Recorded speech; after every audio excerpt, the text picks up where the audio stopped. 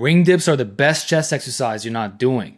They might even be superior to bar dips, provided you take the time to master them, as there is a learning curve and you can't just jump right into rings without first having a base level of dipping strength, being able to bar dip at least 15 reps, after which you'll then have to transition into ring push-ups to get used to the instability and coordination demands. So even in the short term, it's not a big deal.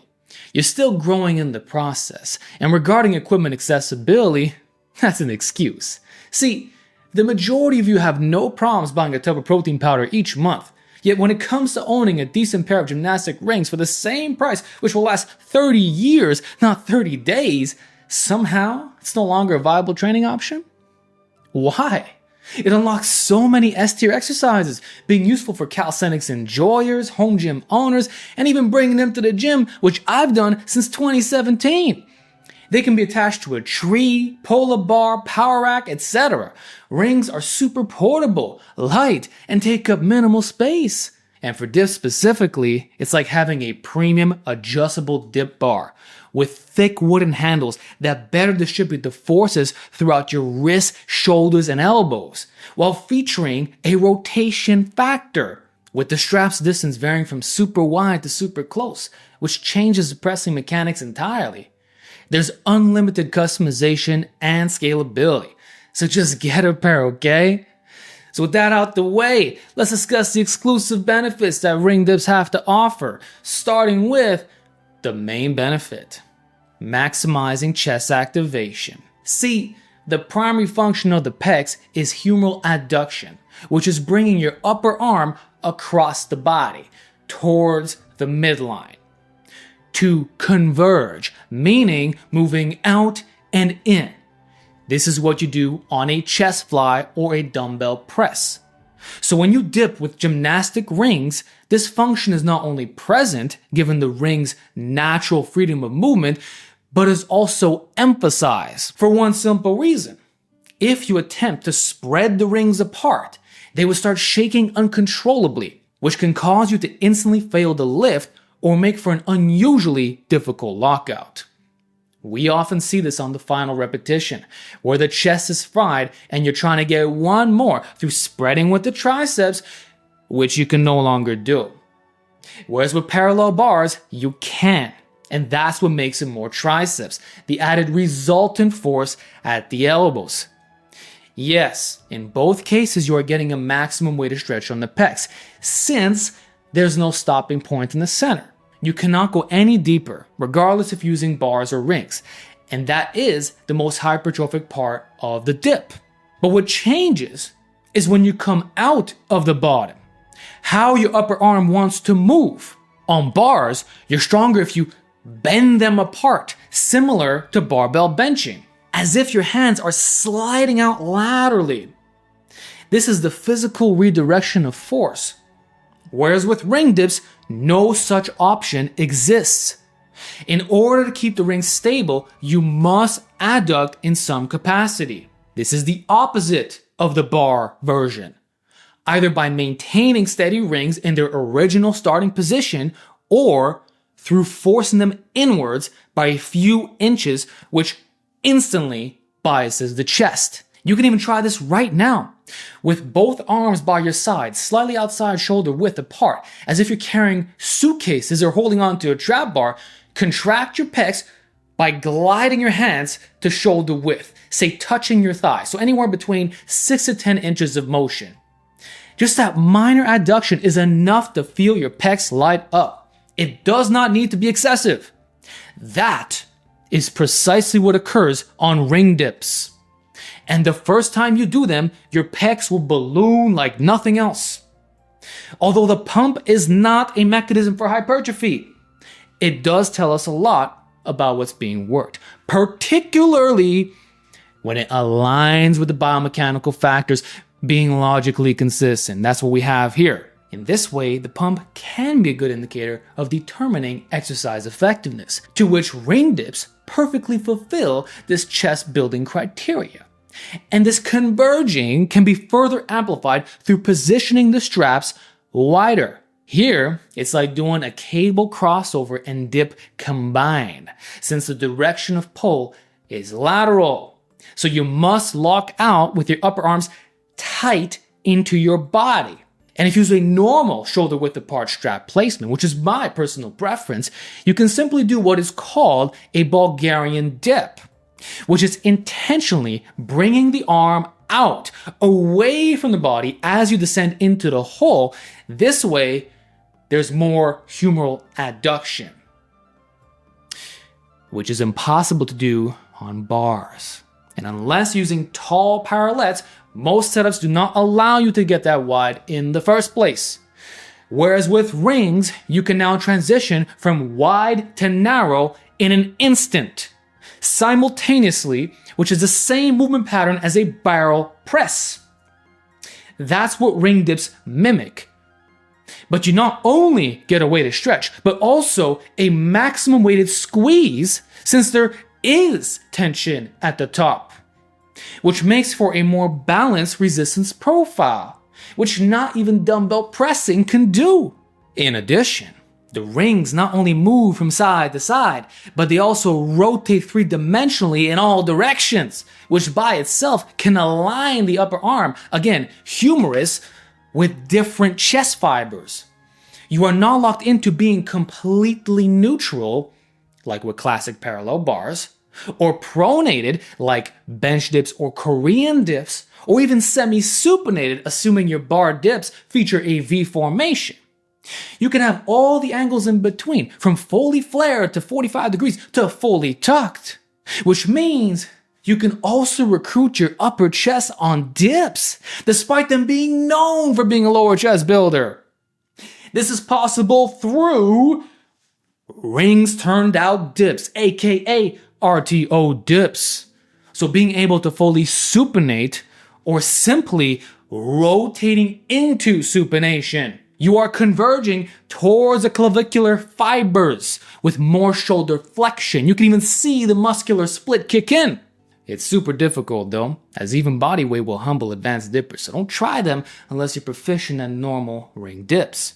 The point is, you can modify hand placement in real time to better connect with the pecs, while also reducing joint strain. So you shouldn't get golfer's elbow from ring dips since there's no lateral forces. It's like comparing dumbbell extensions to skull crushers. And more significantly, so should you not experience shoulder pain or sternum pain, which is the #1 complaint of bar dips.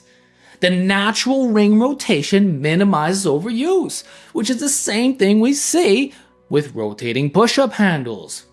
And now you can find the exact strap width plus hand positioning that is most comfortable for your structure. It's no longer a one-size-fits-all. However arbitrary measurements the dip bar manufacturers designed. That's why there are so many calisthenics athletes who had to drop bar dips in favor of only doing, say, push-ups, since their shoulders couldn't handle such restrictiveness anymore. But when they transition to ring dips, from day one, they're often able to do so without pain or discomfort. This is the common sentiment. Ring dips are inherently safer, both from a movement pattern perspective, natural joint alignment, and correcting weaknesses through training and stability. And of course, being harder, which directly affects load management. And that is the second contributor to injuries. #1 is overuse, which ring dips automatically resolve. And #2 is improper load management, which ring dips force you to lift less without compromising intensity. So there are less forces being transmitted through your connective tissues, not to mention offering an improved stimulus-to-fatigue ratio. As a general rule, ring dips are about 50% harder than your bar dips. So you lift around half your normal weight. Now with extensive specialization and perfecting the coordination, as in training ring dips for 6 months or longer, you can narrow out the gap, getting closer to 30 or 40%. But it will never be 1-to-1. You will always be weaker, similar to how the total load of a dumbbell press will always be less than the total load of a barbell press. Now, this does not mean you are compromising motor unit recruitment. Because when you develop enough internal stability, which is a realistic long-term commitment, the only other factor that will determine the muscle building stimulus is your proximity to failure, which should not be a problem here, as training at 0 to 1 reps in reserve is normal and expected for this exercise. The moment you even get one grind in, you're probably good to call it. The intensity just hits you in one shot and you'll know. So as long as you're not spasming out on the majority of your reps, which shouldn't happen if you took your time to properly build up with bodyweight ring dips, you didn't rush through the initial starting steps, then you don't have to worry about force production being lower.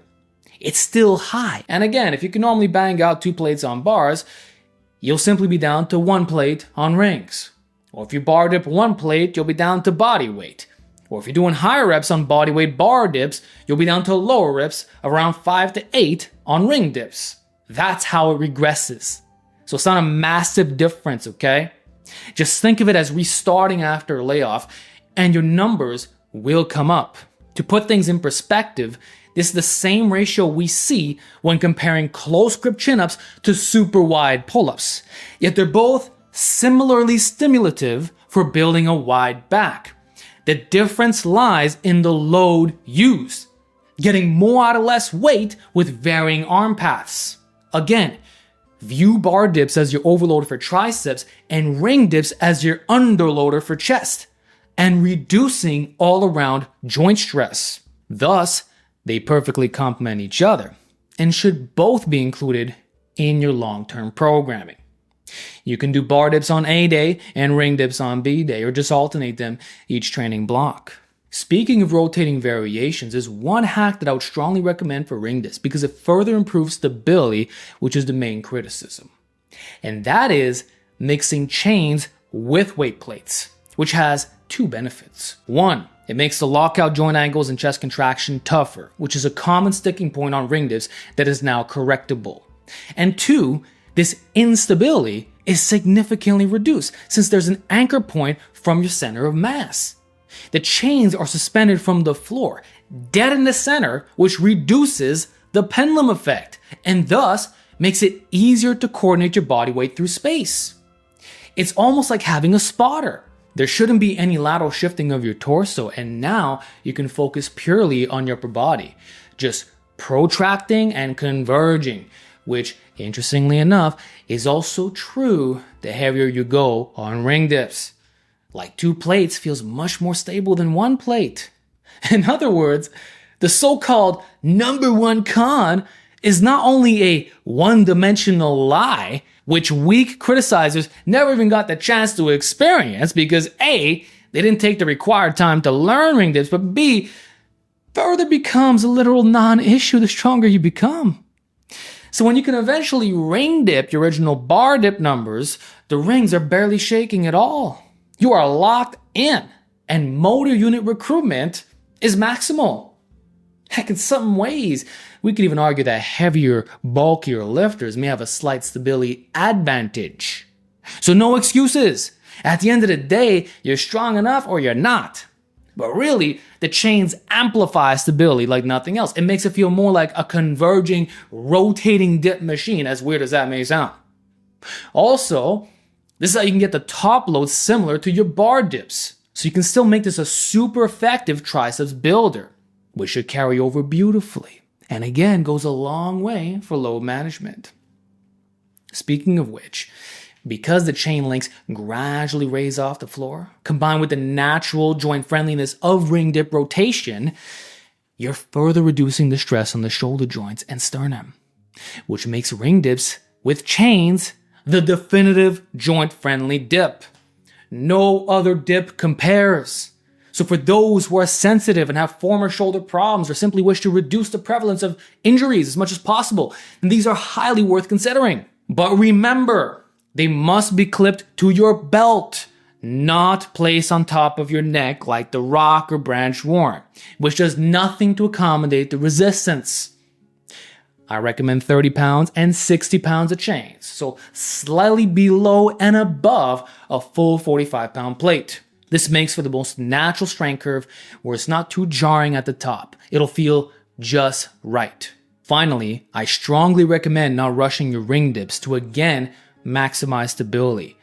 You may feel the tendency to rush your set as an attempt to get more repetitions, but funny enough, you'll perform worse. It's not worth it. Your form won't be as clean and you may be weaker than expected. See, ring dips force you to stay controlled. You cannot be bouncing out of the hole, rushing the negative, or pressing explosively. Resist that urge. Dips are like meditation. You need maximum focus and to stay calm at all times. Don't get hyped up or antsy. Move slowly to keep the rings steady. That's how each rep ends up looking smooth and predictable with very minimal shaking. Only the last 1 to 2 grinds should shake. Also, you're better off pausing than doing touch and go, even if this normally causes a 10 to 15% weight drop.